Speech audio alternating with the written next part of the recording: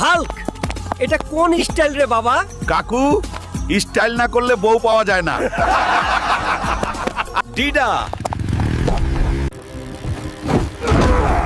এটা কি ধরনের কাজ?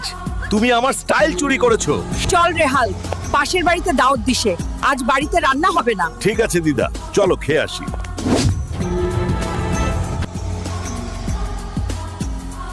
এগুলো কি খাওয়া যায় নাকি? মাংস না দিলে আজ ভাত খাবো না। চুপ করো, কি করছো? মাংস না দিলে ভাত খাবো না। মাংস ছাড়া খেলে আমার পাছা গরম হয়ে যায় সব সময়। তোমরা সবাই এখানে থাকো, আমি এখনই যাচ্ছি। বড় দেখে আরেকটা গরু ধরে আনছি, তারপর সবাই বসে পাছা ঠান্ডা করে মাংস দিয়ে ভাত খাবো। হাল্ক আবার শুরু করলো রে। এখানে তো বড় বড় গরু থাকে, এখন তো হালার পুত কাউকেই দেখতাছি না। এই হালার পুত, সিংহ দাঁড়া, নাইলে তোর মাঞ্জা ভেঙে দিব। এই সিংহ, আমি একটা গরু কোথায় পাবো? আমাকে তাড়াতাড়ি নিয়ে চলো।